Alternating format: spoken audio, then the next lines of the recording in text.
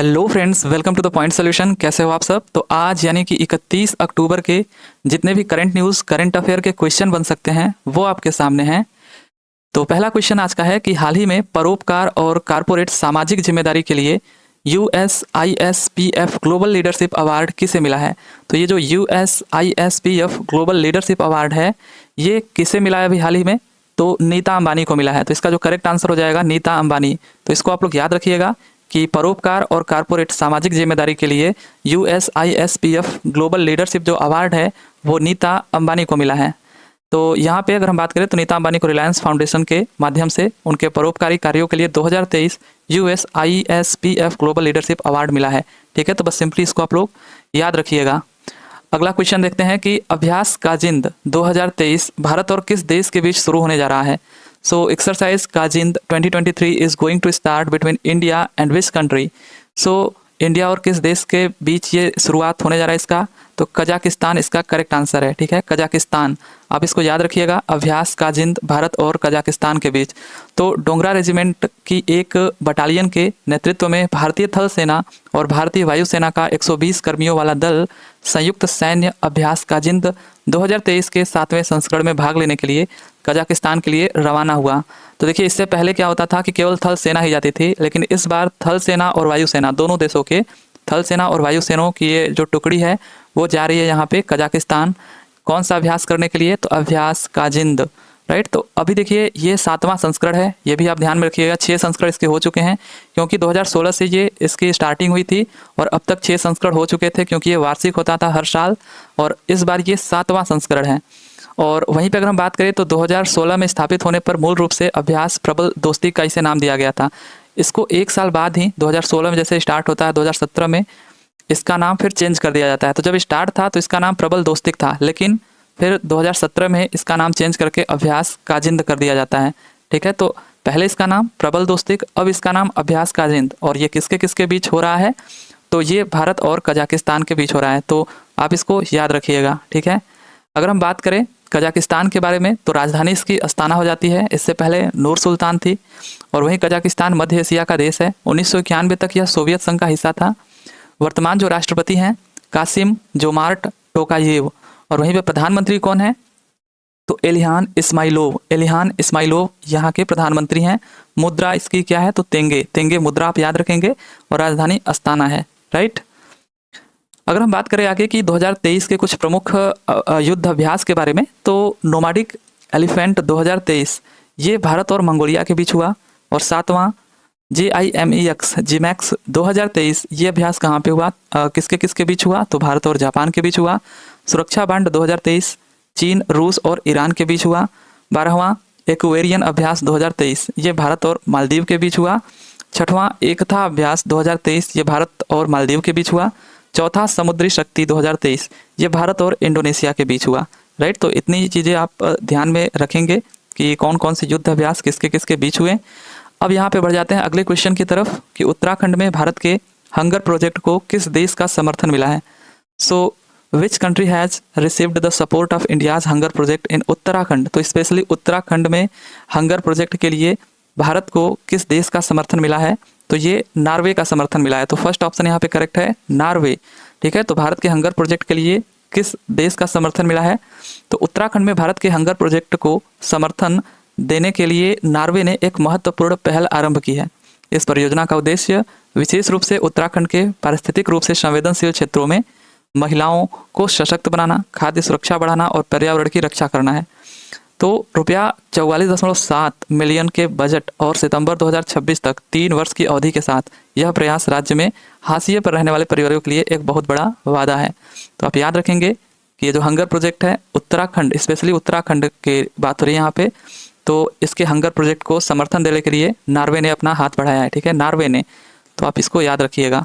अगर हम बात कर ले कुछ इंटरनेशनल न्यूज़ के तो हाल ही में जो हुए हैं अभी श्रीलंका ने भारत समेत 7 देशों को देखिए अभी मुफ्त पर्यटक वीजा प्रदान किया है। अब तटीय पोत से विद्युत चुंबकीय रेलगन लॉन्च करने वाला पहला देश कौन बना? तो ये जापान बना। और वियतनाम में महात्मा गांधी की प्रतिमा का अनावरण किसने किया? तो S जयशंकर ने किया। डॉक्टर भीमराव अंबेडकर की देश के बाहर सबसे ऊंची प्रतिमा जिसे स्टैचू ऑफ इक्वलिटी का नाम दिया गया, इसका अनावरण कहाँ किया गया? तो ये अमेरिका के मैरीलैंड शहर में किया गया। अगला क्वेश्चन हमारा है कि राष्ट्रीय एकता दिवस कब मनाया जाता है। तो when is national unity day celebrated? 30 अक्टूबर, 31, 1 नवंबर या 2 नवंबर? तो जो करेक्ट आंसर है आपका 31 अक्टूबर को। 31 अक्टूबर को राष्ट्रीय एकता दिवस मनाया जाता है। राष्ट्रीय एकता दिवस प्रतिवर्ष 31 अक्टूबर को भारत में मनाया जाता है। इस दिवस को सरदार वल्लभ भाई पटेल की जयंती को चिन्हित करने के लिए मनाया जाता है, जिनकी भारत के राजनीतिक एकीकरण में प्रमुख भूमिका थी।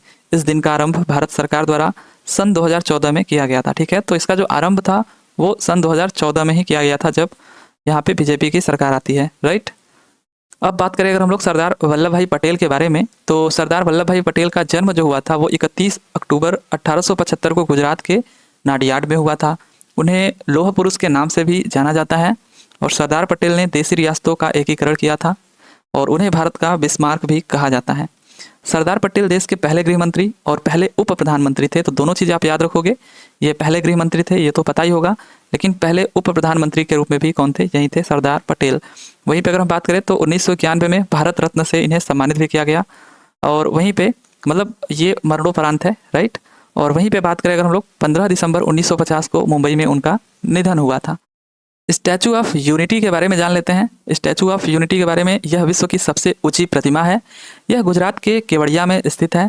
मूर्ति की लंबाई 182 मीटर है और यह इतनी बड़ी है कि इसे 7 किलोमीटर की दूरी से भी देखा जा सकता है।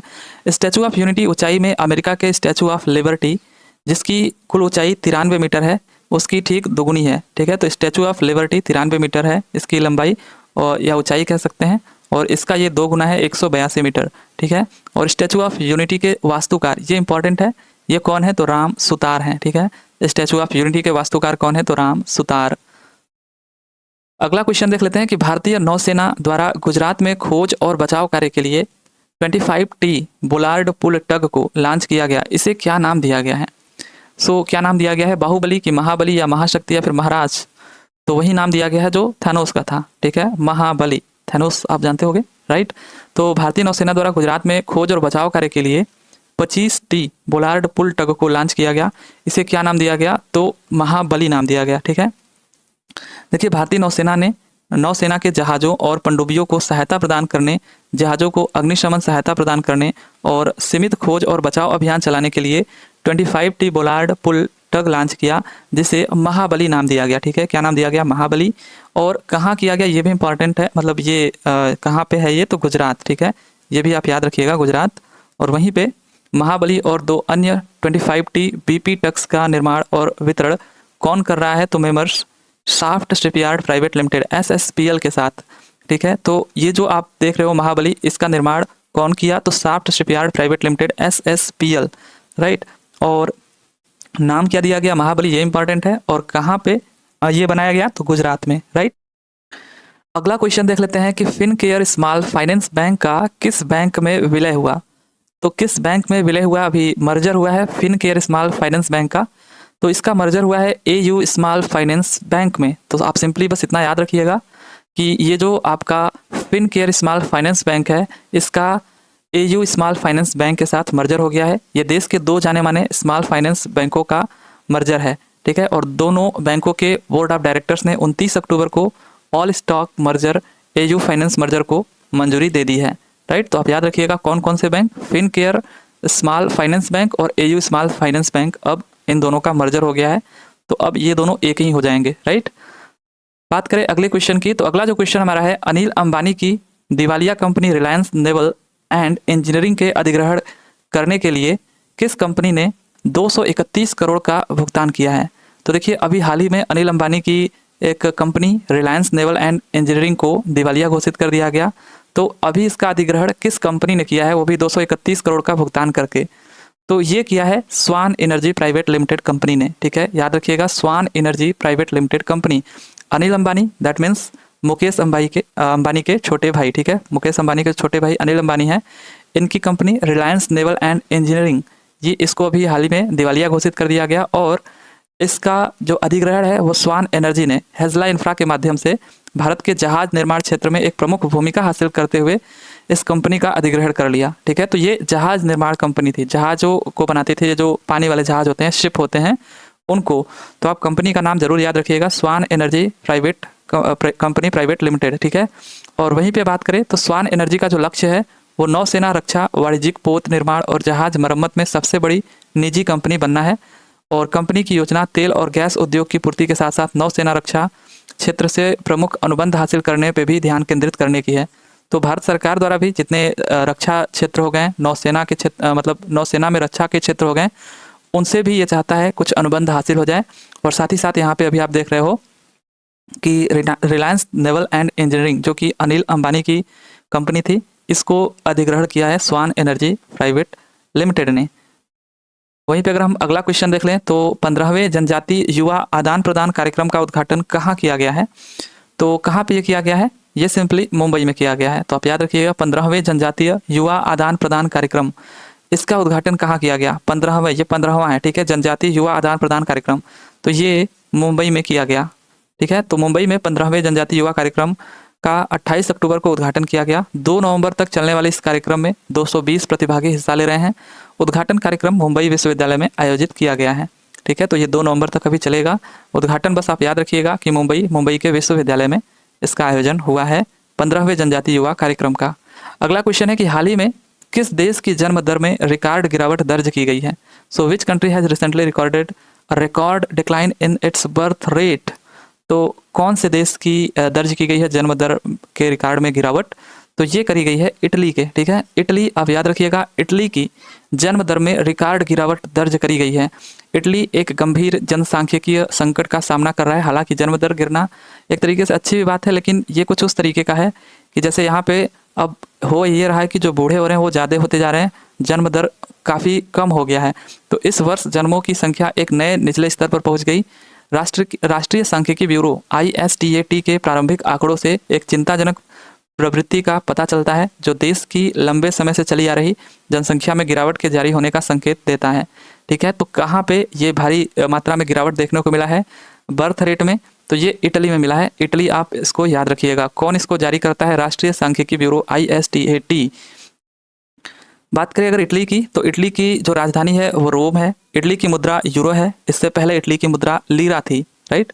और पो नदी, वहाँ की जो पो नदी है, इसको इटली की गंगा कहा जाता है।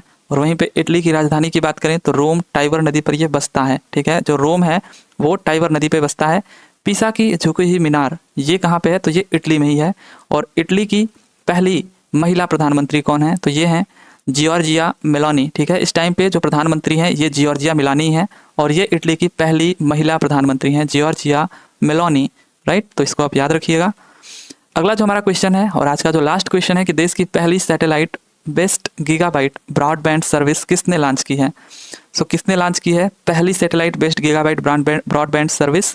तो ये लॉन्च किया है रिलायंस जियो ने, ठीक है। रिलायंस जियो ने देश की पहली satellite based gigabyte broadband service launch की है। तो देखिए, रिलायंस जियो ने राष्ट्रव्यापी कवरेज के लिए भारत के दूर दराज के क्षेत्रों में हाई स्पीड इंटरनेट पहुंच का विस्तार करने के लिए भारत की पहली उपग्रह आधारित गीगाबाइट ब्रॉडबैंड सेवा that means Jio space fibre पेश की है, ठीक है। तो आप जानते हो अभी 5G का ज़माना आ गया है, तो यहाँ पे इन सब में कहाँ ये रिलायंस पीछे रहने वाला है? तो इसने राष्ट्रव्यापी कवरेज के लिए भारत के दूर दराज क्षेत्रों में हाई स्पीड इंटरनेट पहुंच का विस्तार करने के लिए भारत के पहले उपग्रह आधारित गीगाबाइट ब्रॉडबैंड सेवा जियो स्पेस फाइबर पेश की है।